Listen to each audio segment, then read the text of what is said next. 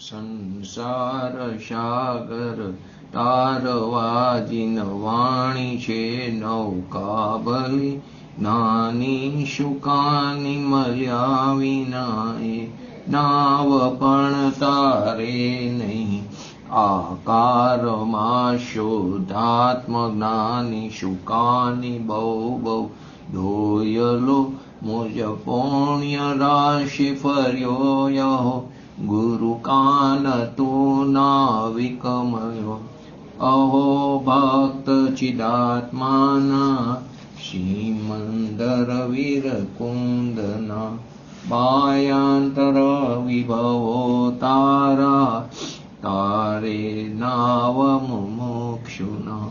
સદા દ્રષ્ટિ તારી વિમર નિજ ચૈતન્ય નિરખે, અને જ્ઞપ્તિ માહી દરવ ગુણ પર્યાય વિલસે. નિજાલંબી ભાવે પરિણતિ સ્વરૂપે જય ભરે, નિમિત્તો વ્યવહારો શિદ ઘન વિશે કાંઈ ન મળે. હૈયું શત શત જ્ઞાન જ્ઞાન દબકે, ને વજ્રવાણી છૂટે, જે વજ્રેશુ મુમુક્ષુ સત્વ ઝરકે, પરદ્રવ્ય નાટો તૂટે. રાગ દ્વેષ રૂચે ન જંપ ન વરે, ભાવેન્દ્રિમાં અંશમાં તંકોત્કીર્ણય કંપ જ્ઞાન મહિમા. હૃદયે રહે સર્વદા નીતે સુધા, ચરણ ચંદ્ર તને નમો. કરુણાયકા રણય સમુદ્ર તને નમો.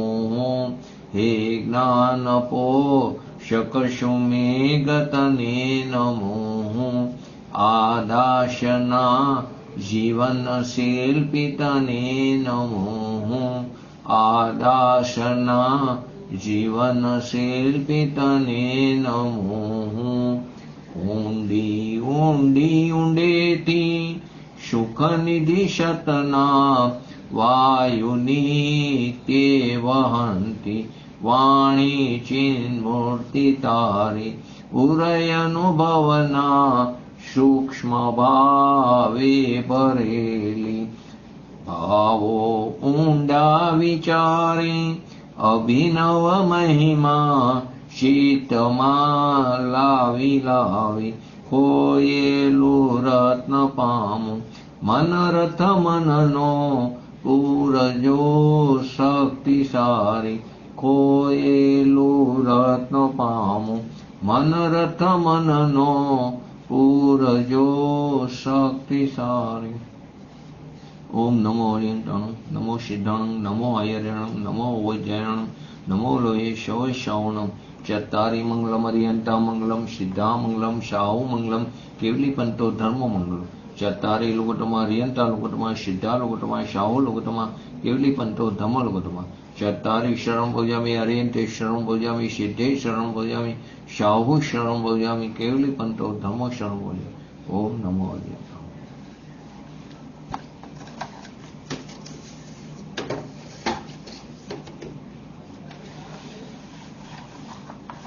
આપણે વિષય 5 લબ્ધિ, જે આજે એનો 18મો સ્વાધ્યાય છે 5 લબ્ધિનો, તો એ 18મા સ્વાધ્યાયથી આપણે 5 લબ્ધિમાં અંદર જઈ રહ્યા છીએ.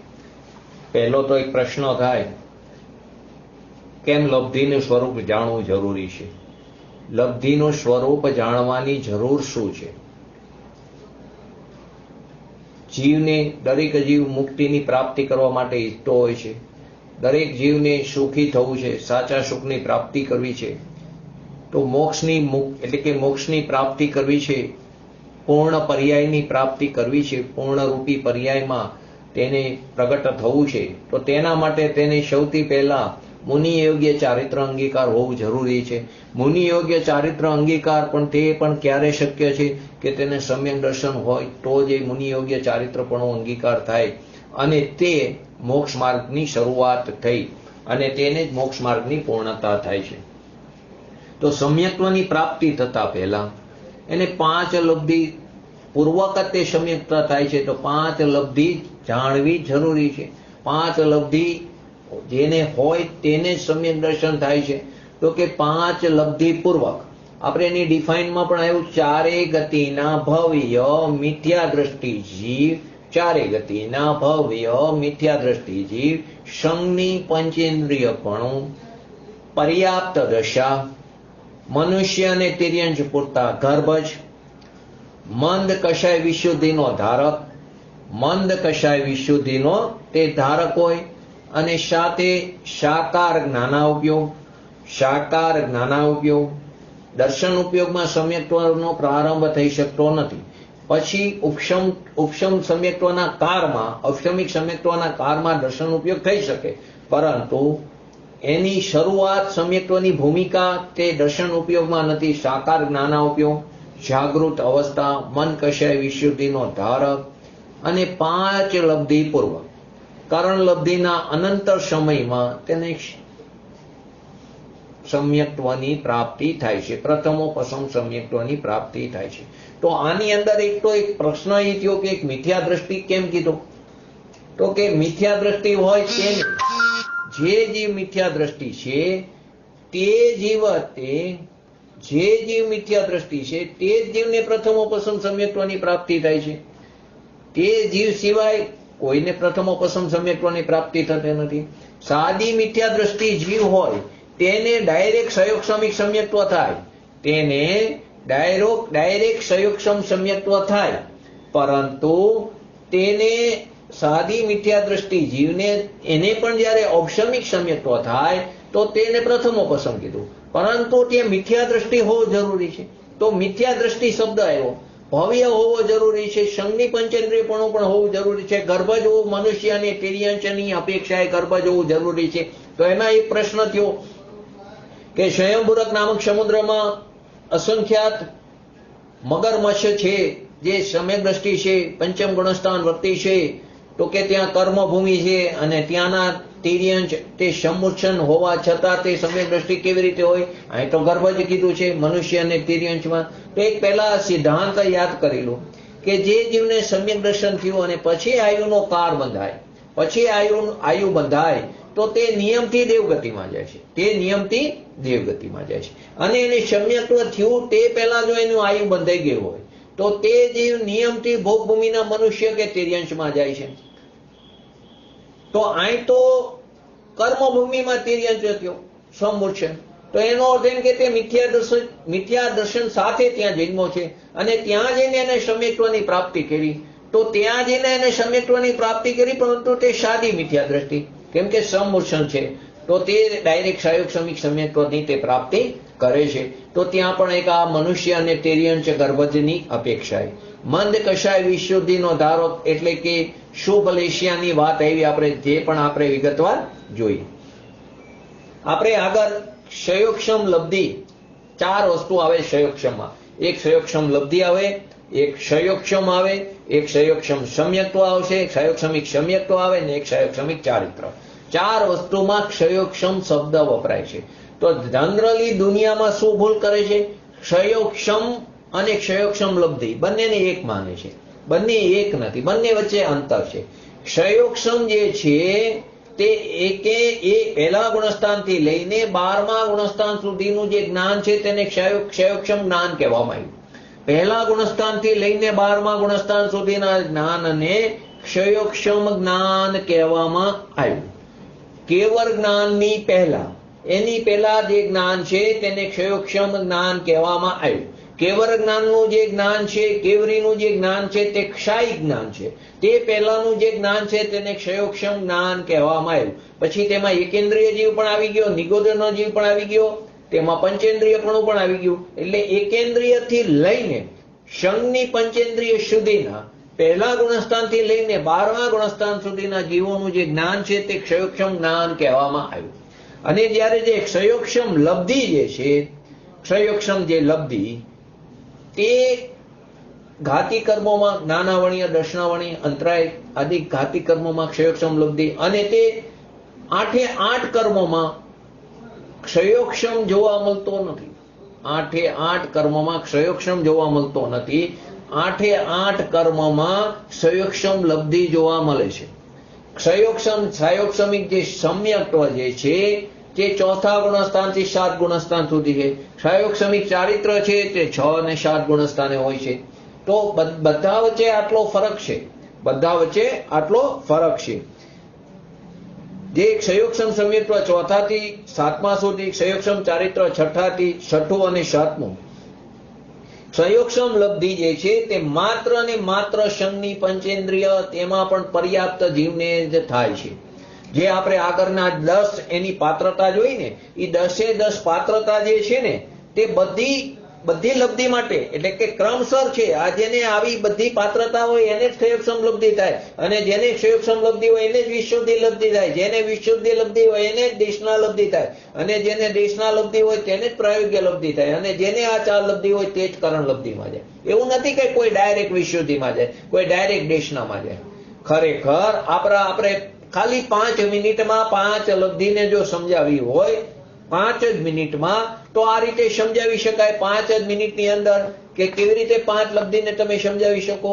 તો કે જે 5 લબ્ધિ આપણા હાથમાં કેટલી વસ્તુ છે? તો કે જે પહેલી લબ્ધિ છે, જે ક્ષયોક્ષમ લબ્ધિ, તે પહેલી જે ક્ષયોક્ષમ લબ્ધિ જો, તો એમાં જ્ઞાનાવણીય કર્મનો ક્ષયોક્ષમ થાય, જ્ઞાનાવણીય કર્મનો ક્ષયોક્ષમ થાય છે. એટલે કે તેનો મંદ ઉદય આવે છે ત્યારે ક્ષયોક્ષમ જોવા મળે છે. જ્ઞાનાવણીય કર્મનો ક્ષયોક્ષમ થાય અથવા તો તેનો મંદ ઉદય આવે છે જ્ઞાનાવણીય કર્મનો, ત્યારે તે ક્ષયોક્ષમ જોવા મળે છે. તો કર્મના નિમિત્તે થાય છે, આપણા હાથમાં કોઈ જ વસ્તુ નથી.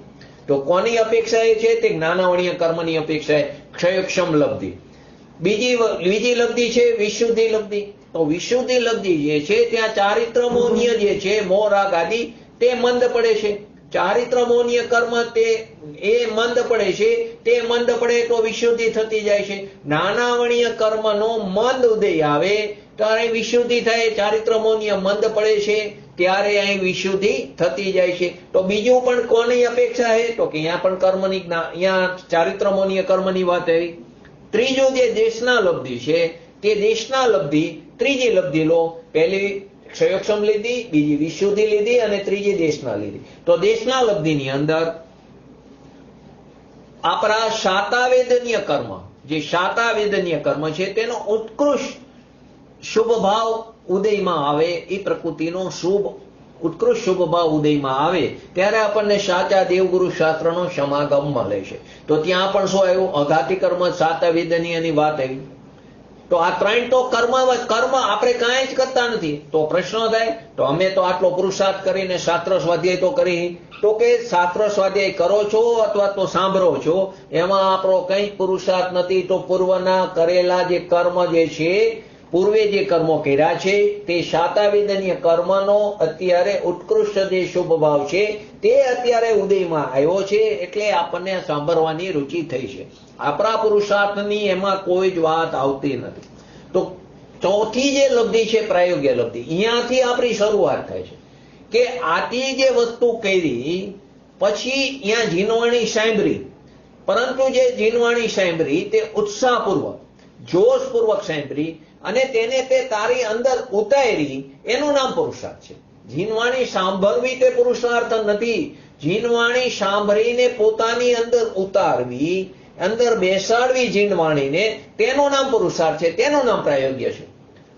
આપણે તો શું કરી? સાંભળી છીએ પણ ઉતારતા નથી. તો સાંભળી છીએ ને ઉતારતા નથી, તો બધું કર્મમાં થયું કે શાતાવેદનીય કર્મ અત્યારે પ્રકૃતિ ઉદયમાં આવી, તો આપણને અત્યારે સાંભળવું ગમે છે, બરાબર છે, પરંતુ એમાં આપણા પુરુષાર્થ નથી. પરંતુ જે સાંભળવું તેને અંદર ઉતારવું, અહીંયા આપણો પુરુષાર્થ છે, એનું નામ પ્રાયોગ્ય છે. તો કે આવું તો 3 લબ્ધિ સુધી તો આપણે ઘણી વાર ગયા, પરંતુ પ્રાયોગ્ય લબ્ધિમાં આવું હશે તો અંદર જીનવાણીને ઉતારવી પડશે. તો આવી જીનવાણી જેને ઉતારી છે, આવી રીતે જેને પ્રાયોગ્ય લબ્ધિ જેને પ્રાપ્ત થઈ છે, તે જીવને કરણ લબ્ધિમાં પ્રવેશ કરવાનું શક્ય બને છે. કરણ લબ્ધિ ડાયરેક્ટ આવતી નથી. પ્રાયોગિક લબ્ધિ તો આપણે અનંતવાર કરી, અભવ્ય જીવે પણ કરી છે. જીનવાણીને ઉતારી, પરંતુ બરાબર ઉતારી નહીં, યથાર્થ રીતે ઉતારી નહીં, તો તેને ઢાણા જ્ઞાનમાં રહી ગઈ, છૂટી ગયો, દેહ છૂટ્યો ત્યારે.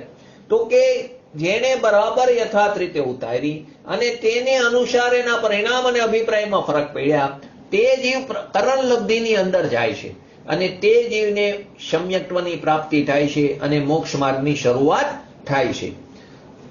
એક મેં શબ્દ કીધો આગળ ક્ષયોક્ષમમાં, કે જ્ઞાનનો ક્ષયોક્ષમ પહેલા ગુણસ્થાનથી 12મા ગુણસ્થાન સુધી. ઘણી વાર ઘણાને એમ કહે કે આમનો જ્ઞાનનો ક્ષયોક્ષમ ઘણો છે, ઘણી બધી વસ્તુ યાદ રહી છે. ઘણાને એવો હોય જ્ઞાનનો ક્ષયોક્ષમ, આપણે બોલવામાં પણ આવે છે કે આ વ્યક્તિને જ્ઞાનનો ક્ષયોક્ષમ ઘણો છે, તો કે તેને કારણે તેને બધું યાદ રહેશે, તેનું પકડ છે, આદિ વસ્તુ આપણે બોલી છે. ખરેખર જો વાસ્તવિક રીતે જોઈ તો જ્ઞાનમાં ક્ષયોક્ષમ થતો જ નથી. ક્ષયોક્ષમ જ્ઞાનનો હોતો જ નથી. જ્ઞાન તો જ્ઞાન જ છે. બોલી છીએ આપણે પહેલા ગુણસ્થાનથી 12 ગુણસ્થાન સુધી ક્ષયોક્ષમ જ્ઞાન પણ બોલી છીએ, પરંતુ જ્ઞાનનો ક્ષયોક્ષમ જ નથી. ક્ષયોક્ષમ કોનો છે? ખરેખર તો કર્મનો ક્ષયોક્ષમ છે. કર્મનો જે ક્ષયોક્ષમ છે, તે કર્મનો જે ક્ષયોક્ષમ છે તેની દ્રષ્ટિથી કર્મનો ક્ષયોક્ષમ થાય છે. તેની દ્રષ્ટિથી જે જ્ઞાનની અવસ્થા તે સમયે જે હોય છે તેને ઉપચારથી ક્ષયોક્ષમ જ્ઞાન કહેવામાં આવ્યું. પરંતુ જ્ઞાન તો જ્ઞાન જ છે. કર્મનો ક્ષયોક્ષમ થાય છે. ક્ષયોક્ષમ, ક્ષય, ઉપસમ, ક્ષયોક્ષમ બધું ક્યાં થાય? કર્મમાં થાય છે. તો તેની દ્રષ્ટિથી, કર્મની તે દ્રષ્ટિથી જો આપણે ક્ષયોક્ષમ બાજુ જોઈએ, એટલે તે દ્રષ્ટિથી જો આપણે જ્ઞાન બાજુ જોઈએ, તો જ્ઞાનને જે તે વખતની અવસ્થાઓ હોય છે તેને ક્ષયોક્ષમ જ્ઞાન, ક્ષાયિક જ્ઞાન આદિ આપણે, ઔપશમિક જ્ઞાન આદિ આપણે કહીએ. પરંતુ ખરેખર જ્ઞાનનો ક્ષયોક્ષમ થતો નથી. એક એક્ઝામ્પલથી સમજો. એક એક્ઝામ્પલથી આપણે સમજી કે કોઈની જાન આવવાની હોય, કોઈના લગ્ન થવાની હોય ને એની જાન આવવાની હોય, તો જાન આવતી વખતે જે સામે કન્યા પક્ષવાળા હોય બહાર રાહ જોઈને ઊભા હોય છે, બરાબર ટાઈમ ગયો પણ હજી સુધી આવી નહીં, એમાં બેન્ડ વાજાનો અવાજ સંભળાણો તો તરત કે જાન આવી. તો બેન્ડ વાજા તે જાન નથી. બેન્ડ વાજાનો અવાજ સંભળાણો તે જાન નથી. બેન્ડ વાજાવાળા જાનૈયા નથી. પરંતુ આપણે તેના મારફત કોને જોયા? જાનૈયાની કલ્પના કરી કે આ બેન્ડ વાજા વાગ્યા તો જાન આવી. તેવી રીતે આ કર્મનો જે ક્ષયોક્ષમ થયો તેની તે દ્રષ્ટિથી તે અપેક્ષાએ જ્ઞાન અને ક્ષયોક્ષમ જ્ઞાન કહેવામાં આવ્યું. તો આ ક્ષયોક્ષમ જ્ઞાન જુદી વસ્તુ છે, ક્ષયોક્ષમ લબ્ધિ જુદી વસ્તુ છે, ક્ષયોક્ષમ સમ્યક્ત્વ જુદી વસ્તુ છે અને ક્ષયોક્ષમિક ચારિત્ર જુદી વસ્તુ છે. તો આવી જે 5 લબ્ધિ છે, ક્ષયોક્ષમ લબ્ધિ, વિશુદ્ધિ લબ્ધિ, દેશના લબ્ધિ, પ્રાયોગ્ય લબ્ધિ અને કારણ લબ્ધિ. હવે આપણે મેં આજ છેલ્લે મને યાદ આવ્યું તો મોક્ષમાર્ગ પ્રકાશક જે કોઈ લોકો લઈને બેઠા હોય કદાચ, તો સમ્યક્ત્વ સન્મુખ મિથ્યા દ્રષ્ટિ જે 7મો અધિકાર છે તેની અંદર 267, જૂની બુકમાં 261 નંબરનું પેજ છે, નવી કોઈ બુક હોય તો 267, 66 નંબરનું પેજ છે, ઈ કાઢો. એમાં પણ પંચલબ્ધિની વાત બતાવવામાં આવી છે. અને તે ટોડરમલજી સાહેબે જે પંચલબ્ધિની વાત બતાવી છે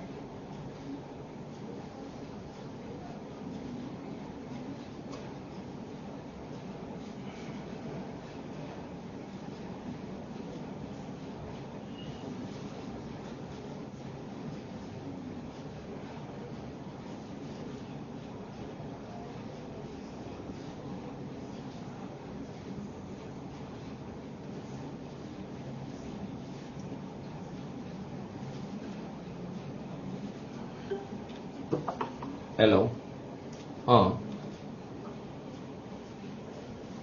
મોક્ષમાર્ગ પ્રકાશકમાં 7મા અધિકારમાં નવી બુકની અંદર 267 નંબરનું પેજ છે, એની એક વાત લઈ લઈ. એમાં ક્ષયક્ષમ લબ્ધિની ડિફાઇન આપી છે. પછી આપણે આપણા શાસ્ત્ર મુજબ આગળ ચાલી. બંને વસ્તુમાં સમજવા જેવી છે. તો પહેલી ક્ષયક્ષમ લબ્ધિમાં તેમાં જે રીતે વાત કરી છે, તો કે જેના હોવાથી તત્વ વિચાર થઈ શકે એવો જ્ઞાનાવર્ણીય કર્મનો ક્ષયક્ષમ થાય છે. જેના હોવાથી તત્વ વિચાર થઈ શકે એવા જ્ઞાનાવર્ણીય આદિ કર્મનો ક્ષયોક્ષમ થાય છે. એટલે કે ઘાતી કર્મનો ક્ષયોક્ષમ થાય છે. એટલે કે ઉદયકારને પ્રાપ્ત, ઉદયકારને પ્રાપ્ત, જે ઉદયમાં સત્તામાં પડ્યા છે અને ઉદયમાં આવવા યોગ્ય છે એવા પ્રાપ્ત. હા, ઓકે, મારાથી રહી ગયું છે. ના, નહીં, મારો મ્યુટ, નહીં, મ્યુટ થઈ ગયો તમારો. ઓકે, આવ્યો અવાજ હવે? હા. મોક્ષમાર્ગ પ્રકાશકના 7મા અધિકારમાં સમ્યક્ત્વ સન્મુખ જે મિથ્યા દ્રષ્ટિ છે તે ચેપ્ટરની અંદર ક્ષયક્ષમ લબ્ધિની 5 લબ્ધિની વ્યાખ્યા બહુ સરસ આપી છે. તો પહેલા આપણે ક્ષયક્ષમ લબ્ધિની વાત સાંભળી. તો એમાં જે રીતે લખ્યું છે, જેના હોવાથી તત્વ વિચાર થઈ શકે એવા જ્ઞાનાવર્ણીય આદિ, એટલે બધા ઘાતી કર્મની વાત છે, તે કર્મનો ક્ષયક્ષમ થાય, અર્થાત ઉદયકારને પ્રાપ્ત. એટલે કે જે ઉદયમાં આવવા યોગ્ય છે તેવા સ્પર્ધકો, સર્વઘાતીના જે સ્પર્ધકોનો, નિષેકોના ઉદયનો અભાવ, તેનો ઉદયાભાવિક ક્ષય. આપણે ક્ષયોક્ષમની જે વ્યાખ્યા સમજાતા ને, સર્વઘાતી સ્પર્ધકોનો, વર્તમાનકાલીન સર્વઘાતી સ્પર્ધકોનો ઉદયાભાવિક ક્ષય અને ભવિષ્યકાલીન તે જ સ્પર્ધકોનો સદ અવસ્થારૂપ ઉપશમ અને વર્તમાનમાં દેશઘાતી સ્પર્ધકોનો ઉદય, તેને આપણે ક્ષયોક્ષમ કીધું હતું. બરાબર? તો અહીં પણ એ જ વસ્તુ છે. સર્વઘાતી સ્પર્ધકોનો, નિષેકોના ઉદયનો અભાવ તે ક્ષય તથા ભાવિકાળમાં, ભવિષ્યમાં ઉદય આવવા યોગ્ય કર્મનું, ઉદયમાં આવવા યોગ્ય કર્મનું જે સત્તામાં પડ્યું રહ્યું છે તેનું ઉપશમ, સદ અવસ્થારૂપ ઉપશમ. સદ અવસ્થારૂપ એટલે સત્તામાં છે, ભવિષ્યમાં ઉદયમાં આવવા યોગ્ય છે, તેનું સત્તામાં રહેવું તે ઉપશમ, સત્તામાં રહેવું તે ઉપશમ. એવી દેશઘાતી કર્મોની, દેશઘાતી જે પ્રકૃતિ છે, દેશઘાતી પ્રકૃતિના દેશઘાતી સ્પર્ધકોનો ઉદયાભાવી, એટલે કે ઉદય રહિત, એવી જે ઉદય સહિત એવી જે કર્મની અવસ્થા, એટલે 3 પ્રકારની અવસ્થા થઈ. સર્વઘાતી સ્પર્ધકોનો ઉદયાભાવી ક્ષય, ભવિષ્યમાં તે સ્પર્ધકો સત્તામાં પડ્યા છે પરંતુ ઉદયમાં આવવા યોગ્ય છે, સત્તામાં પડ્યા છે પરંતુ તે ઉપશમ રૂપે છે, સદ અવસ્થા રૂપ ઉપશમ રૂપે છે, અને વર્તમાનમાં દેશઘાતી સ્પર્ધકોનો ઉદય. આ જે કર્મની જે 3 અવસ્થા છે તેનું નામ ક્ષયોક્ષમ છે અને તેની જે પ્રાપ્તિ તેનું નામ ક્ષયોક્ષમિક લબ્ધિ. તેનું નામ શું છે? ક્ષયોક્ષમિક લબ્ધિ. ફરીવાર જે રીતે મોક્ષમાર્ગ પ્રકાશકની વ્યાખ્યા જે છે તેમાં જેના હોવાથી તત્વ વિચાર થઈ શકે તેવા જ્ઞાનાવર્ણીય આદિ, એટલે કે ઘાતી કર્મની વાત છે, તે કર્મનો ક્ષયોક્ષમ થાય. જ્ઞાનાવર્ણીય આદિ કર્મનો જે ક્ષયોક્ષમ થાય, અર્થાત ઉદયકારને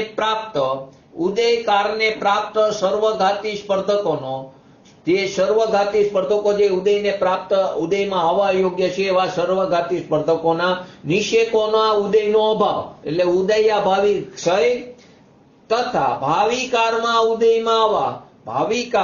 ઉદયમાં આવવા યોગ્ય કર્મનું સત્તા રૂપે રહેવું તેવું સદ અવસ્થા રૂપ ઉપશમ, અને દેશઘાતી જે છે તે સ્પર્ધકોના, દેશઘાતી જે સ્પર્ધકોનો એનો ઉદય સહિત એવી કર્મની જે 3 અવસ્થા છે તેને આપણે ક્ષયોક્ષમ કીધું હતું, તેની પ્રાપ્તિ, તેનું નામ ક્ષયોક્ષમ લબ્ધિ કહેવામાં આવ્યું. આ મોક્ષમાર્ગ પ્રકાશક પ્રમાણે આ વાત બતાવવામાં આવી છે. તો ક્ષયોક્ષમ લબ્ધિની આપણે જે ડિફાઇન જોઈ તેની અંદર જ્ઞાનાવર્ણીય આદિ સમસ્ત અપ્રશસ્ત કર્મ પ્રકૃતિની શક્તિ. જ્ઞાનાવર્ણીય આદિ એટલે જ્ઞાનાવર્ણીય આદિની અંદર 4 ઘાતી અને 4 અઘાતી બંને આવી જાય. જ્ઞાનાવર્ણીય આદિ એટલે 8 8. હવે જેટલી અપ્રશસ્ત પ્રકૃતિ જે છે, તો ઘાતી કર્મની 47 પ્રકૃતિ કેવી છે? બધી અપ્રશસ્ત છે, બધી પાપ પ્રકૃતિ છે. અપ્રશસ્ત કો કે પાપ પ્રકૃતિ કો, જે અઘાતી કર્મ છે, ઘાતી કર્મની બધી અપ્રશસ્ત કે પાપ પ્રકૃતિ છે. હવે જે અઘાતી કર્મ છે તે અઘાતી કર્મમાં પ્રશસ્ત પણ છે અને અપ્રશસ્ત પણ છે. પ્રશસ્ત પ્રકૃતિ પણ છે અને અપ્રશસ્ત પણ પ્રકૃતિ છે. તે અઘાતી કર્મની જે અપ્રશસ્ત પ્રકૃતિ જે છે, જે આપણે ગઈકાલે જોઈ હતી, કેટલી હતી અઘાતી કર્મની અપ્રશસ્ત પ્રકૃતિ? બોલો કોઈ. અઘાતી કર્મની આપણે 63 અને 50, એમાં 63 કોની હતી? 63 પ્રકૃતિ પ્રશસ્તની હતી અને 50 પ્રકૃતિ અપ્રશસ્તની, નામ કર્મની. નામ કર્મની જે 93 પ્રકૃતિ છે એમાં 63 પ્રકૃતિ પ્રશસ્ત છે અને 50 પ્રકૃતિ અપ્રશસ્ત. તેમાં સ્પર્શ આદિની બંને બાજુ આવે છે 20 પ્રકૃતિ, એટલા માટે 93 ના બદલે 113 થઈ. તેની અંદર શાતાવેદનીયની એક પ્રશસ્ત છે, એક અપ્રશસ્ત છે. વેદનીયની શાતાવેદનીય પ્રશસ્ત, અશાતાવેદનીય અશાતાવેદનીય અપ્રશસ્ત, શાતાવેદનીય પ્રશસ્ત. તેવી રીતે આયુની, તેમાં 3 પ્રકૃતિ પ્રશસ્ત છે અને એક પ્રકૃતિ અપ્રશસ્ત. દેવ, મનુષ્ય અને તિર્યંશ આ બધી કેવી છે? પ્રશસ્ત પ્રકૃતિ. નરકની જે આયુ છે તે કેવી છે? અપ્રશસ્ત પ્રકૃતિ. તેવી રીતે નામની આપણે જોઈ તો કે એની 63 પ્રકૃતિ પ્રશસ્ત છે અને 50 પ્રકૃતિ અપ્રશસ્ત છે. અને ગોત્રની, ઉચ્ચ ગોત્ર જે છે તે પ્રશસ્ત છે અને નીચ ગોત્ર જે છે તે અપ્રશસ્ત છે. તો આવી બધી પ્રકૃતિ નાનાવણીય આદિની સમસ્ત જે અપ્રશસ્ત પ્રકૃતિ જે છે તે અપ્રશસ્ત કર્મ પ્રકૃતિની શક્તિ કો કે અનુભાગ કો કે રસ કો, તેની બધી અપ્રશસ્ત પ્રકૃતિ જે કર્મની જે છે તેની શક્તિ અર્થાત તેનો અનુભાગ જે કાળમાં હર સમયે અનંત ગુણો ઘટતો ઉદયમાં આવે, હર સમયે અનંત ગુણો ઘાટી થઈને ઉદયમાં આવવા લાગે, તે કારણે ક્ષયોક્ષમ લબ્ધિ કહેવામાં આવી છે. તે કાળમાં ક્ષયોક્ષમ લબ્ધિ થાય છે. એટલે કે અપ્રશસ્ત કર્મોની શક્તિ હીન થઈને ઉદયમાં આવે છે. ફરી વાર, નાનાવણીય આદિ એટલે કે 8 કર્મ પ્રકૃતિ, તે નાનાવણીય આદિની બધાની અપ્રશસ્ત જે કર્મ પ્રકૃતિ છે તે અપ્રશસ્ત કર્મ પ્રકૃતિની અનુભાગ જે કાળમાં હર સમયે ઉદયમાં અનંત ગુણો ઘટતો ઉદયમાં આવે તે કાળમાં ક્ષયોક્ષમ લબ્ધિ થાય છે. એનો અર્થ શું થયો? અપ્રશસ્ત કર્મની શક્તિ હીન થઈને ઉદયમાં આવે છે. તે હીન થઈને ઉદયમાં આવતી રહે છે. કયા કાળમાં? તે ક્ષયોક્ષમ લબ્ધિના કાળમાં. આપણે તેમાં અનંત ગુણા ઘટની આપણે વસ્તુ સમજાતા એક્ઝામ્પલ 16 નું લીધું હતું. 4 ને 4 વડે ગુણો તો અનંત ગુણામાં 4 વડે ગુણ્યો તો 16 બરાબર 16 ની સંખ્યાને 4 વડે ગુણી તો 64 અને 16 ની સંખ્યામાં અનંત ગુણી ઘાટીમાં આપણે 4 લીધું, 4 ગુણી ઘાટી તો તે 4 આવે છે. આ અનંત ગુણા ઘાટી એટલે હર સમયે જે ઉદયમાં આવે તે અનંત ગુણો ઘટતું ઉદયમાં આવે છે. તે કાળમાં ક્ષયોક્ષમ લબ્ધિ થાય છે. આમાં શું થાય છે? જીવમાં પૂર્વે બાંધેલા, જે જીવે પૂર્વે બાંધેલા છે તે અને સત્તામાં પડેલા, જે પૂર્વે બાંધેલા અને સત્તામાં રહેલા જે અપ્રશસ્ત કર્મ છે તેનો અનુભાગ ઘટતો જાય છે. જીવના સત્તામાં પડેલા અને પૂર્વે બાંધેલા જે અપ્રશસ્ત કર્મ છે તેનો અનુભાગ તે અનંત ગુણો ઘટતો જાય છે અને હર સમયમાં પહેલા જે અનુભાગનો અનંતમો ઘટતો ઉદયમાં આવે છે. પહેલા ભાગમાં જે ઉદયમાં આવ્યો તેના કરતા બીજા ભાગમાં વધારે અનંત ગુણો ઘટીને તે ઉદયમાં આવે છે. આમ ઉદયમાં આવવા અનંતમો ભાગ થઈને તે ઉદયમાં આવે છે. ઉદયમાં તે અનંતમો ભાગ થઈને ઉદયમાં આવે છે. આ માત્ર અપ્રશસ્ત કર્મની જ વાત છે. પ્રશસ્ત કર્મમાં આ વસ્તુ નથી. અપ્રશસ્ત કર્મની ક્ષયોક્ષમ લબ્ધિમાં વાત ચાલી રહી છે. તો બધા જે ઘાતી કર્મ છે તે અપ્રશસ્ત છે. અઘાતીમાં પ્રશસ્ત અને અપ્રશસ્ત છે. આપણે બંનેમાં એના સ્પર્ધકો જોયા હતા. બંનેમાં ઘાતી કર્મના પણ સ્પર્ધકો જોયા હતા, અઘાતી કર્મના પણ સ્પર્ધકો જોયા હતા. તો ઘાતી કર્મના જે બધી અપ્રશસ્ત પ્રકૃતિ છે તેના 4 સ્પર્ધકો જોયા હતા. શેલ, અસ્થિ, દારૂનો બહુભાગ અને લત્તા. દારૂ એટલે કાષ્ટ, કાષ્ટનો બહુભાગ એટલે મેક્સિમમ ભાગ અને લત્તા. શેલ એટલે સૌથી કઠણ એટલે કે તીવ્ર, અસ્થિ એટલે એનાથી ઓછું કઠણ અને દારૂ એટલે કે કાષ્ટ એનાથી ઓછું કઠણ અને જે લતા એટલે પાંદડા ડાર્કી, એ જે કે આપણે કોમર વસ્તુ જે છે લતા એટલે પાન આદિ, તેને લતા કીધી. તે નરમ. તો અતિ તીવ્ર થી નરમ બાજુ જઈ તો સેલ, અસ્થિ, દારૂનો બહુભાગ અને લતા. તેવી રીતે અઘાતી કર્મની જે અપ્રશસ્ત પ્રકૃતિ છે તેમાં જે તીવ્ર જે છે તે તીવ્ર કયું છે? નિમ્બ. સૌથી હીન કયું છે? નિમ્બ. એનાથી તીવ્ર શું છે? કાંજીર. એનાથી તીવ્ર કયું છે? વિષ. અને સૌથી તીવ્ર છે હલાહલ. તો તે મંદથી તીવ્ર, તેમાં સૌથી તીવ્ર છે હલાહલ, એનાથી ઓછું તીવ્ર વિષ, એનાથી ઓછું તીવ્ર કાંજીર અને સૌથી ઓછું તીવ્ર નિમ્બ. તો આ રીતે એના પણ 4 સ્પર્ધક છે. અઘાતી કર્મના પણ 4 સ્પર્ધક અપ્રશસ્ત પ્રકૃતિના. અહીં આપણે પ્રશસ્તની વાત નથી, ગુડ, સકરા, અમૃત આદિ જે જોયું તેની વાત નથી, પરંતુ અહીં શેની વાત છે? અપ્રશસ્ત પ્રકૃતિની. તો એમાં તીવ્ર જે છે તે હલાલ, પછી વિષ, પછી કાંજીર અને નિમ્બ. અને આમાં સેલ, અસ્થિ, દારૂ, અન્નો બહુભાગ અને લતા. તો એમાં લતા, દારૂ અને અસ્થિ અને શેલ એના મંદથી તીવ્ર ભાગ થયા. અઘાતી કર્મમાં જે અપ્રશસ્ત પ્રકૃતિ છે તેના પણ 4 સ્થાન છે, મંદથી આપણે તીવ્ર જોયા. તો આ 4 સ્થાનોમાં અનંત સ્પર્ધક હોય છે. આ 4 સ્થાનોમાં અનંત સ્પર્ધક હોય છે અને એક સ્પર્ધકમાં અનંત વર્ગણા હોય છે.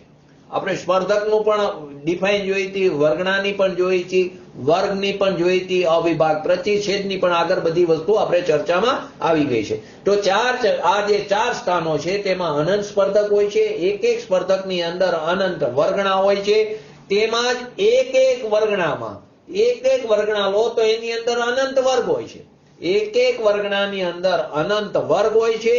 અભવ્ય જેટલી રાશિ છે તેના કરતા અનંત ગુણા વર્ગ એક વર્ગણામાં છે. એવી અનંત વર્ગણા એક સ્પર્ધકમાં છે. એવા અનંત સ્પર્ધક આ 4 સ્થાનમાં છે. ફરીવાર આ જે 4 સ્થાન છે બેયના, ઘાતીના અને અઘાતીના બંનેના અપ્રશસ્તના, તેના 4 સ્થાનમાં એક સ્થાનમાં આવા અનંત સ્પર્ધક હોય છે. એક સ્પર્ધકની અંદર અનંત વર્ગણા હોય છે. એક વર્ગણાની અંદર અનંત વર્ગ હોય છે. હવે અનંત વર્ગ કેટલા છે? તો કે અભવ્ય જે રાશિ છે દુનિયામાં તે અભવ્ય રાશિથી અનંત ગુણા, અને સિદ્ધ રાશિથી જે સિદ્ધની રાશિ છે તેના અનંતમાં ભાગ પ્રમાણ જે અનંત છે તેટલા વર્ગ, એટલા કર્મના પરમાણુ એક વર્ગણામાં હોય છે. એક વર્ગણામાં, અને એટલી જ વર્ગણા એક સ્પર્ધકમાં હોય છે. આટલી જ અનંત વર્ગણા એક સ્પર્ધકમાં હોય છે. હવે આ બધા અપ્રશસ્ત જે કર્મની પ્રકૃતિ છે તેનો અનુભાગ એટલે કે ફળ દેવાની શક્તિ, એટલે કે ફલદાન જે શક્તિ જે છે તે અનંતમાં ભાગ પ્રમાણ ઘટતી જાય છે. હર સમયે અનંતમાં ભાગ પ્રમાણે ફળ દેવાની શક્તિ ઘટતી જાય છે અને ઘટતી જાય છે અને ઉદયમાં આવે છે. આ બંનેની, ઘાતી કર્મની અને અઘાતી કર્મની જે અપ્રશસ્ત છે તે અપ્રશસ્ત કર્મનો અનુભાગ અથવા તો ફળ દેવાની શક્તિ અથવા તો જે રસ કહી તે અનંતમાં ભાગ પ્રમાણ તે હર સમયે ઘટતી જાય છે અને ઉદયમાં આવે છે.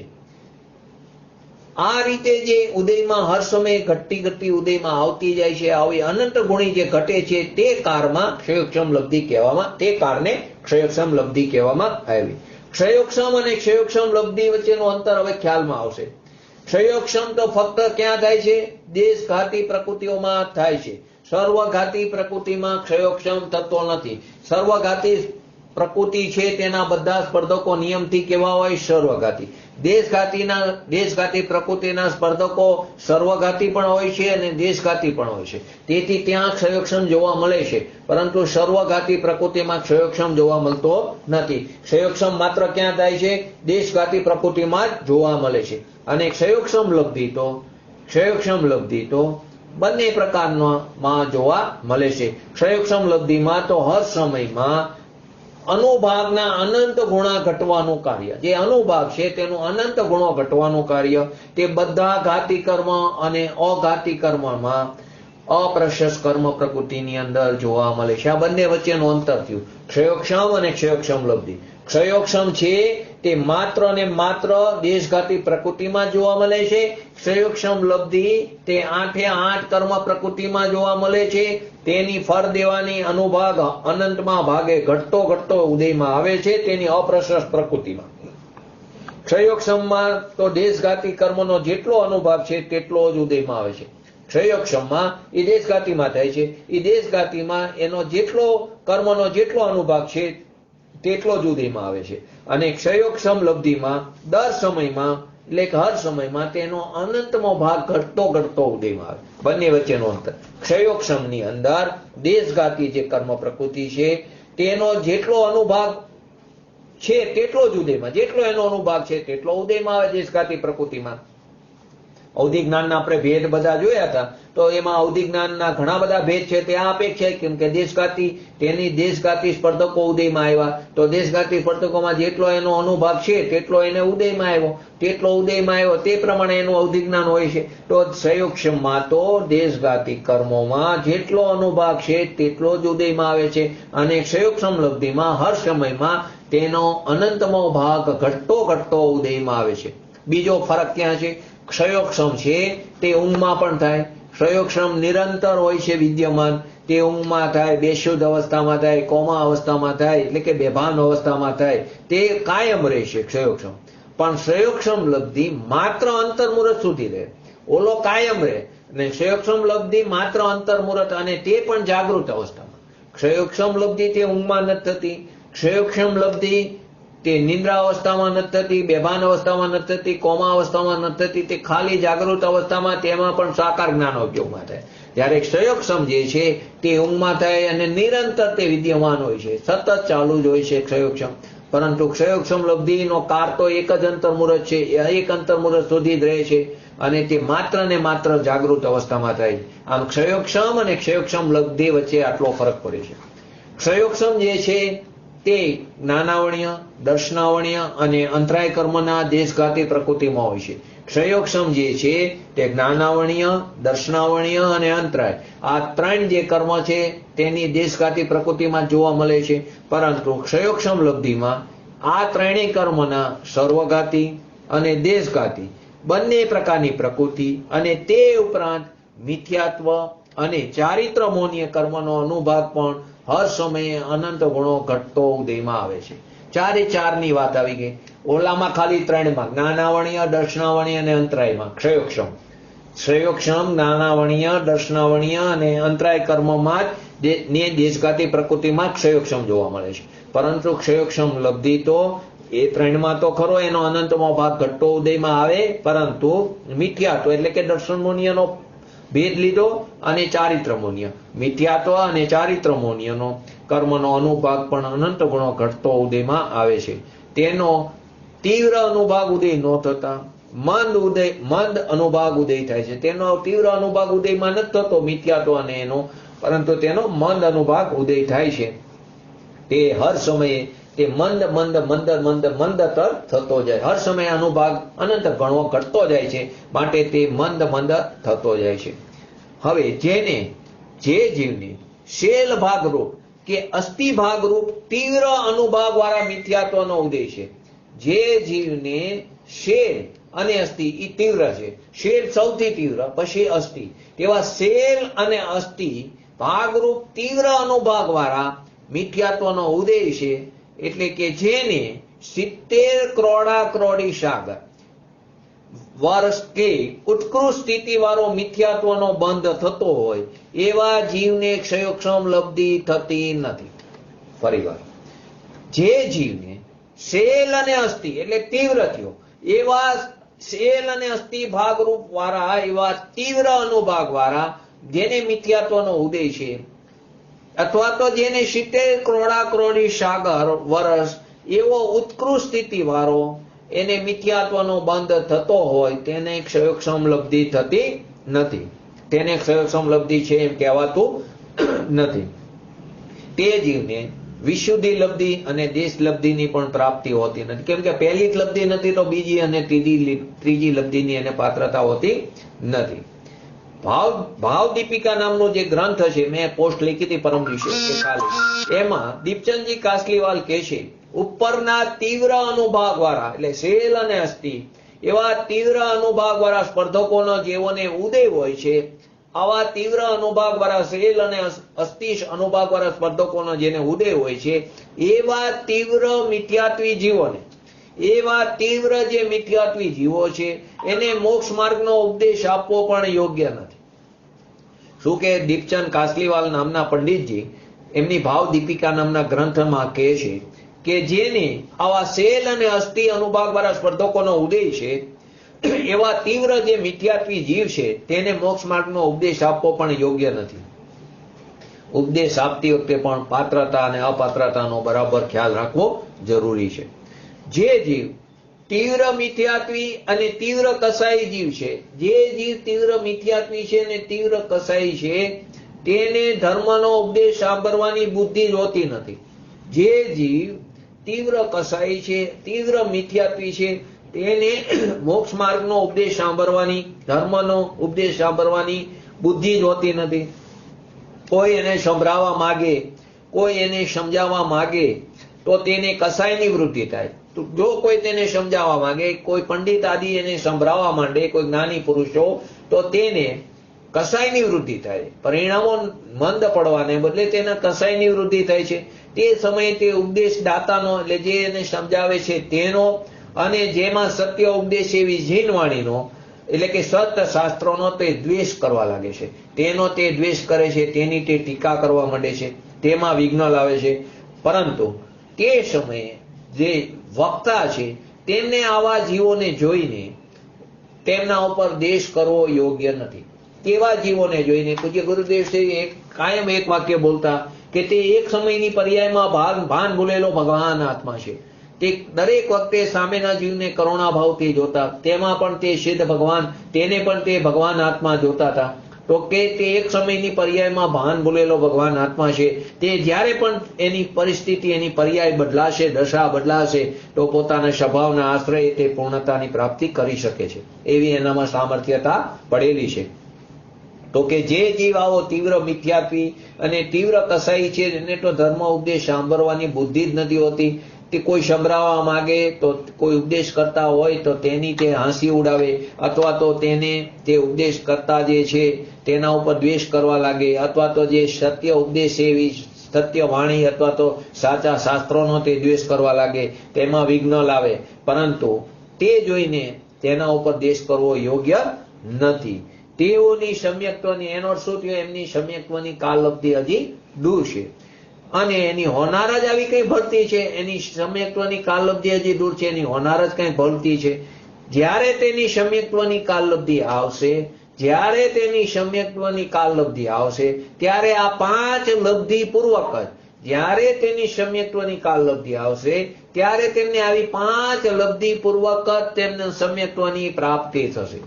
ભલે અત્યારે તેને નથી લબ્ધી એટલે તે આવું કરે છે, પરંતુ આપણે આપણા પરિણામ ન બગડવા ત્યારે જ્યારે તેને સમ્યક્ત્વની પ્રાપ્તિ થશે ત્યારે આ 5 લબ્ધિ પૂર્વક જ એની સમ્યક્ત્વની કાલઅવધિ આવશે, ત્યારે આ 5 લબ્ધિ પૂર્વક જ એમને સમ્યક્ત્વની પ્રાપ્તિ થશે. ત્યારે તેમને મિથ્યાત્વ અને કસાય જે છે તે મંદ પડશે. ત્યારે તેમનું મિથ્યાત્વ જે તીવ્ર હતું અને કસાય હતા તે મંદ પડશે. જીનેન્દ્ર કથિત ત્યારે જે સત શાસ્ત્રો અથવા તે સત ઉપદેશ હતો તેનો મહિમા એમને ભાસવા લાગશે, પોતાના સ્વરૂપનો મહિમા ભાસવા લાગશે, પોતાના સ્વરૂપની અધિકતા, એનો મહિમા, એના ચમત્કાર એને ભાસવા લાગશે. ઉપદેશ દાસા પણ એને મળશે. તે સમયે એને સાચા જ્ઞાનીનો પણ ભેટો જઈ જશે, નિમિત્ત પણ મળી જશે અને તે ઉપદેશનું ગ્રહણ પણ કરશે. કેમ કે તે પુરુષાર્થ કર્યો, એને જીનવાણીને પોતાની અંદર ઉતારવાનો પુરુષાર્થ કર્યો, પ્રાયોગ્ય લબ્ધિ સુધી તે જીવ પહોંચી જાય છે. તેઓ આજે માને કે ન માને, કદાચ કોઈ અત્યારે માને કે ન માને, પરંતુ જ્યારે પણ માનશે તો આ સિવાય કોઈ બીજો રસ્તો નથી. માટે સાચા મોક્ષ માર્ગનું સ્વરૂપ સમજ્યા વિના, આત્માનું સ્વરૂપ સમજ્યા વિના, સાચા દેવગુરુ શાસ્ત્રનું સ્વરૂપ માન્યા વિના તેને સમ્યક્ત્વની પ્રાપ્તિ થશે નહીં. સાચા મોક્ષ માર્ગનું સ્વરૂપ નહીં સમજે જ્યાં સુધી એને નહીં થાય, જ્યાં સુધી તે આત્માનું સ્વરૂપ નહીં સમજે, જ્યાં સુધી તે સાચા દેવગુરુ શાસ્ત્રનું સ્વરૂપ નહીં સમજે, ત્યાં સુધી તેને સમ્યક્ત્વની પ્રાપ્તિ નહીં થાય. સમ્યક્ત્વની પ્રાપ્તિ વગર મોક્ષ માર્ગની શરૂઆત નહીં થાય, અને મોક્ષ માર્ગ વિના મોક્ષની પ્રાપ્તિ નહીં થાય, સુખની પ્રાપ્તિ નહીં થાય, અને જન્મ મરણના ફેરાથી તેને છુટકારો પણ નહીં મળે. મિથ્યાત્વ આદિ કેવી એ સર્વઘાતી પ્રકૃતિ. આપણે સર્વઘાતી અને દેશઘાતીના ભેદ કર્યા હતા 21 અને 26.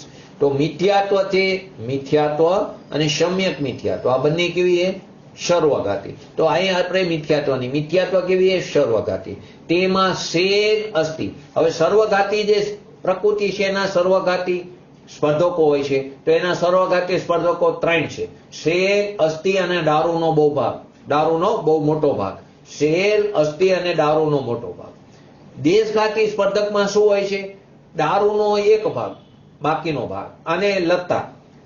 સર્વઘાતી પ્રકૃતિના બધા સ્પર્ધકો નિયમથી સર્વઘાતી હોય, તો તેમાં શેલ, અસ્થિ અને દારૂનો બહુ ભાગ. પરંતુ દેશઘાતી જે પ્રકૃતિ છે તેના 2 પ્રકારના સ્પર્ધકો છે, સર્વઘાતી પણ છે અને દેશઘાતી પણ છે.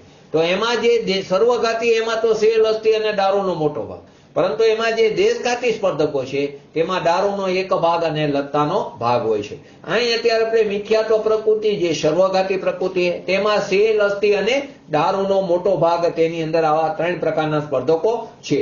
તો ક્ષયોક્ષમ લબ્ધિમાં તેનો અનુભાગ અનંત ગુણો ઘટતો જાય છે. આપણે જે ડિફાઇન સમજ્યા, ક્ષયોક્ષમ લબ્ધિમાં આ સ્પર્ધકોનો અનુભાગ અનંત ગુણો ઘટતો જાય છે, તો પણ તેને મિથ્યાત્વ કર્મનો ક્ષયોક્ષમ કહેતા નથી.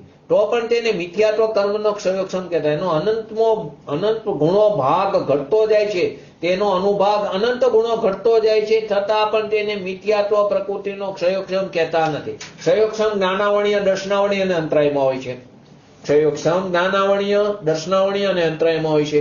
મિથ્યાત્વ એટલે કે દર્શનનો નિયમમાં ક્ષયોક્ષમ નથી, એવી રીતે એમાં વાત આવતી નથી. તો કે ભલે તેના શેલ, અસ્થિ અને દારૂનો બહુ ભાગ એવા જે સર્વઘાતી સ્પર્ધકો છે તેનો અનુભાગ અનંત ગુણો ઘટતો ઉદયમાં આવે છે, છતાં પણ મિથ્યાત્વ પ્રકૃતિનો ક્ષયોક્ષમ તેને કહેતા નથી.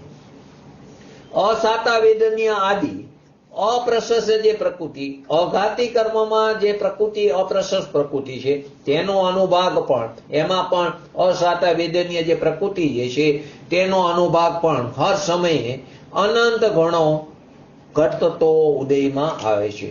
અસાતા વેદનીયનો જે એટલે અપ્રશસ્તમાં અસાતા છે તેનો અનુભાગ હર સમયે અનંત ગુણો ઘટતો ઉદયમાં આવે છે. હવે આના ઉપરથી એક સિદ્ધાંત થયો. કોઈ જીવે પહેલા ઘણા બધા પાપો કર્યા હોય, કોઈ જીવે પહેલા ઘણા બધા પાપ કર્યા હોય, તીવ્ર મિથ્યાત્વનું સેવન કરીને તીવ્ર અનુભાગ વાળા કર્મનો બંધ કર્યો.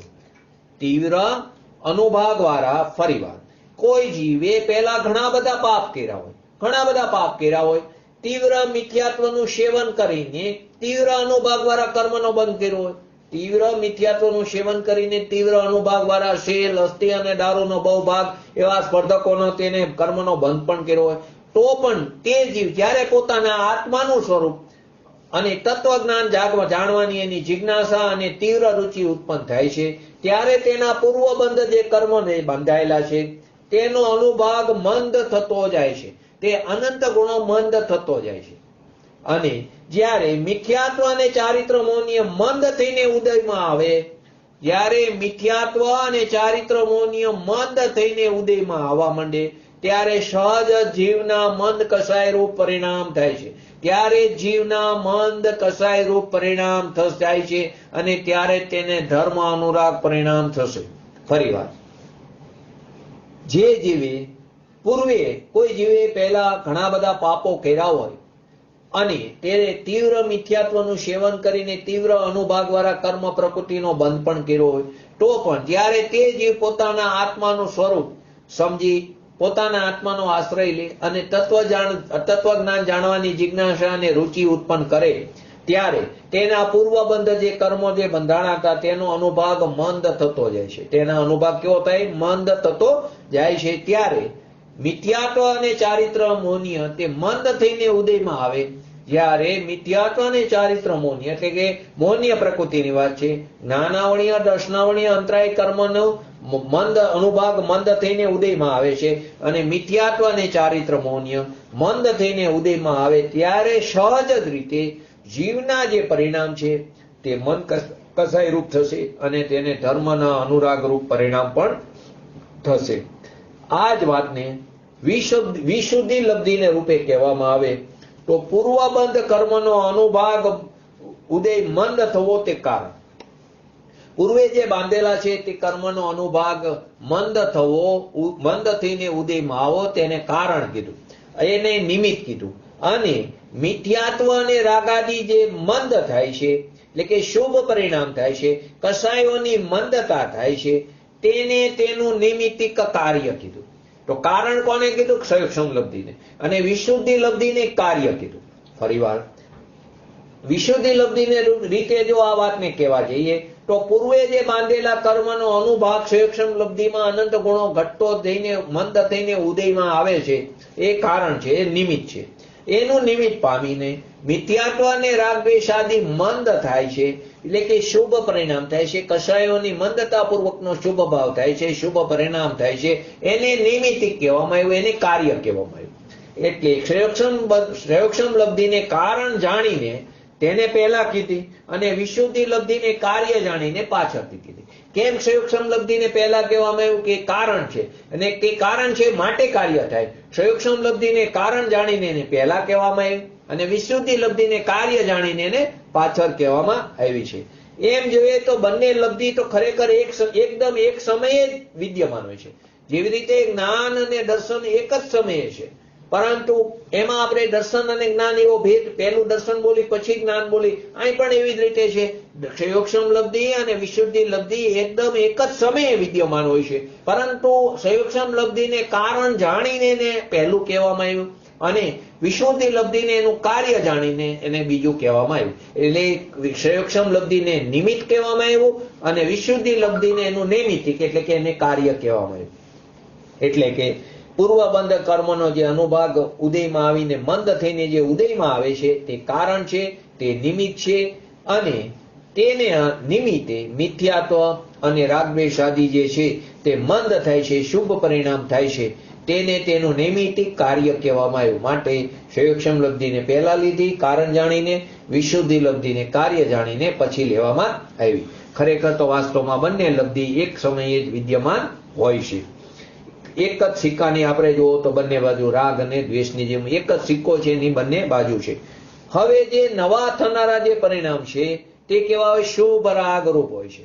જે નવા થનારા પરિણામ છે તે શુભ ભાવ રૂપ એટલે કે શુભ રાગ રૂપ હોય છે. તેના નિમિત્તે જીવને શાતાવેદન્ય, શુભ નામ, ઉચ્ચ ગોત્ર આદિ પ્રશસ્ત પ્રકૃતિનો બંધ થાય છે. હવે આ કારણે નવા થનારા જે પરિણામ છે તે શુભ રાગરૂપ હોય છે અને તેના નિમિત્તે આ શુભ રાગરૂપ પરિણામના નિમિત્તે પ્રશસ્ત પ્રકૃતિનો બંધ થાય છે. શુભ નામ, જે શુભ નામની 63 પ્રકૃતિ જોઈ તે ઉચ્ચ ગોત્ર થાય, ઉચ્ચ આયુ થાય આદિ તેવી પ્રશસ્ત પ્રકૃતિનો બંધ થાય છે. કારણ કે 8 કર્મનો ઉદય તો હર સમય હોય છે, પરંતુ નવો બંધ તો મિથ્યાત્વ અને કસાયના નિમિત્તે થાય છે. નવો જે બંધ છે તે મિથ્યાત્વ અને કસાયના નિમિત્તે, ઉદય તો 8 કર્મ પ્રકૃતિનો હોય છે, પરંતુ બંધ તો કોને નિમિત્તે થાય? મિથ્યાત્વ અને કસાયના નિમિત્તે થતો હોય છે. શુભ પરિણામથી અઘાતી કર્મની પ્રશસ્ત પ્રકૃતિનો બંધ તો થાય છે, તો અશુભ પરિણામથી અઘાતી કર્મની અપ્રશસ્ત પ્રકૃતિનો બંધ. શુભ પરિણામથી અઘાતી કર્મની પ્રશસ્ત પ્રકૃતિનો બંધ થાય, અશુભ પરિણામથી અઘાતી કર્મની અપ્રશસ્ત પ્રકૃતિનો બંધ. ઘાતી કર્મનો બંધ તો ચાલુ જ છે, એ તો મિથ્યાત્વ અને રાગદ્વેષાદિને કારણે તે બંધ થાય છે, કસાયના નિમિત્તે થાય છે. પરંતુ અઘાતી કર્મમાં શુભ પરિણામથી અઘાતી કર્મની પ્રશસ્ત પ્રકૃતિનો અને અશુભ પરિણામથી અઘાતી કર્મની અપ્રશસ્ત પ્રકૃતિનો બંધ થાય છે. બંને પ્રકારોના પરિણામોથી જ્ઞાનાવણી આદિ ઘાતી કર્મનો બંધ તો ચાલુ જ, નિરંતર ચાલુ છે. એટલે કે તમે ગમે એટલા પુણ્ય કરો તો ઘાતી કર્મ, અપ્રશસ્ત પ્રકૃતિ, પાપ પ્રકૃતિનો બંધ તો હર સમયે ચાલુ છે. માટે એને પુણ્યાનુબંધી પાપ કહેવામાં આવ્યું. પુણ્ય છે થતા પાપ કહેવામાં આવ્યું. કેમ કે ભલે અહીં તમે પ્રશસ્ત પ્રકૃતિનો બંધ બંધાણો, પરંતુ ઘાતી કર્મની તો બધી પ્રકૃતિનો બંધ અપ્રશસ્તનો ચાલુ જ છે. એ ઘાતી કર્મનો બંધ તો થશે, પરંતુ નવો સ્થિતિ બંધ અને અનુભાગ બંધ, ઘાતી કર્મોમાં પણ સ્થિતિ બંધ અને અનુભાગ બંધ શુભ પરિણામને કારણે ઓછો બંધાય છે. બંધ તો ચાલુ છે, પરંતુ એમાં 4 ભેદ છે ને, પ્રદેશ બંધ, પ્રકૃતિ બંધ, સ્થિતિ બંધ અને અનુભાગ બંધ. તો એનો સ્થિતિ બંધ અને અનુભાગ બંધ તે ઓછો બંધાશે, અને અશુભ પરિણામો હોય તો વધુ બંધાય છે. જો પરિણામ શુભ હોય તો અઘાતી કર્મની પ્રશસ્ત પ્રકૃતિનો બંધ થાય, અને ઘાતી કર્મમાં એનો બંધ તો થાય, પરંતુ એમાં સ્થિતિ અને અનુભાગ બંધ ઓછો થાય. પરંતુ જો અશુભ પરિણામ હોય તો અઘાતી કર્મની અપ્રશસ્ત પ્રકૃતિનો બંધ થાય. અહીંયા પાપ પ્રકૃતિ, અહીં તો પ્રાપ્ત ચાલુ છે, પરંતુ અહીં પાપ પ્રકૃતિમાં સ્થિતિ અને અનુભાગ વધારે બંધાય છે. એ જ વાત વિશુદ્ધ લબ્ધિ દ્વારા આપણે આવતીકાલે આવતા સોમવારે લેશું. ક્ષયોક્ષમ લબ્ધિમાં આ વાત અગત્યની હતી. ક્ષયોક્ષમ વસ્તુ જુદી છે, ક્ષયોક્ષમ લબ્ધિ જુદી છે, ક્ષયોક્ષમ સમ્યક્ત્વ જુદું છે, ક્ષયોક્ષમિક ચારિત્ર જુદું છે. ક્ષયોક્ષમ જ્ઞાન કહેવાય, ખરેખર જ્ઞાનમાં ક્ષયોક્ષમ છે નહીં. જ્ઞાન છે, ક્ષયોક્ષમ કર્મોમાં થાય છે. તે કર્મની દ્રષ્ટિથી જ્ઞાનને ક્ષયોક્ષમ જ્ઞાન કહેવામાં આવ્યું. જેવી રીતે કર્મનો ક્ષય થાય તો તે સમયની જ્ઞાનની અવસ્થાને ક્ષય જ્ઞાન કહેવામાં આવ્યું. તેવી જ રીતે જે સમયે કર્મનો ક્ષયોક્ષમ થાય છે તે સમયે જ્ઞાનની અવસ્થાને જ્ઞાનનો ક્ષયોક્ષમ કહેવામાં આવ્યું. ક્ષયોક્ષમ જે છે તે 1 ગુણસ્થાનથી લઈને 12 ગુણસ્થાન સુધી થાય છે. ક્ષયોક્ષમ લબ્ધિ માત્ર ને માત્ર સંઘની પંચેન્દ્રિય જીવોને થાય છે. તો ક્ષયોક્ષમ લબ્ધિમાં પણ જીવ ત્યારે જ પ્રવેશ કરી શકે છે જો આગળની આપણે જે 10 વસ્તુ જોઈ, ચારે ગતિના ભવ્ય મિથ્યા દ્રષ્ટિ જીવ પર્યાપ્ત હોય, ગર્ભજ હોય, મનુષ્યને તિર્યંશની અપેક્ષાએ મન કશે વિશુદ્ધિનો ધારક હોય, જાગૃત અવસ્થામાં હોય, સાકાર જ્ઞાન ઉપયોગી હોય, અને 5 લબ્ધિ પૂર્વક હોય, તેને ક્ષયોક્ષમ લબ્ધિ અને આગળની લબ્ધિ, અને તે જ જીવ પ્રથમોપસમ સમ્યક્ત્વની પાત્રતા તેને હોવાથી તે પ્રાપ્ત કરી શકે. અને જેને સમ્યક્ત્વ થાય છે તે જ મુનિયોગ્ય ચારિત્રપણું અંગીકાર કરી શકે. અને મુનિયોગ્ય ચારિત્રપણું રસ્તામાં સહચર આવ્યા વગર રહેતું નથી. અને આવું મુનિયોગ્ય ચારિત્રપણું હોય તે જ મોક્ષ માર્ગમાં આગળ જઈને પોતાની પૂર્ણતાની પ્રાપ્તિ કરે છે, અને સાદી અનંતકાળ સુધી અવ્યાબાદ સુખનો ભોગવટો કરે છે. આપણે પણ આવા અવ્યાબાદ સુખનો જો ભોગવટો કરવો હોય તો મુનિયોગ્ય ચારિત્રપણું પહેલા અંગીકાર કરવું પડે. મુનિયોગ્ય ચારિત્રપણું અંગીકાર કરતા પહેલા સમ્યક્ત્વની પ્રાપ્તિ જરૂરી છે, અને તે પહેલા 5 લબ્ધિ પ્રાપ્ત થવી જરૂરી છે. તો આપણે પણ આવી 5 લબ્ધિ પૂર્વક, 4 લબ્ધિમાં તો અનંતવાર આવી ગયા છીએ, આવી 5 લબ્ધિ પૂર્વક આપણે પણ સમ્યક્ત્વની પ્રાપ્તિ કરી મોક્ષ માર્ગોમાં પ્રયાણ કરી અને શીઘ્રની શીઘ્ર પૂર્ણતા પ્રાપ્ત કરી એવી પરમ વિરલ ભાવના સાથે આજનું વ્યક્તિત્વ પૂરું કરું છું. જય જિનેન્દ્ર. બોલીએ શ્રી પંચ પરમેશ્વરી ભગવંતોનો જય હો. બોલીએ શ્રી જીનવાણી માતનો જય હો. બોલીએ શ્રી પરમ પૂજ્ય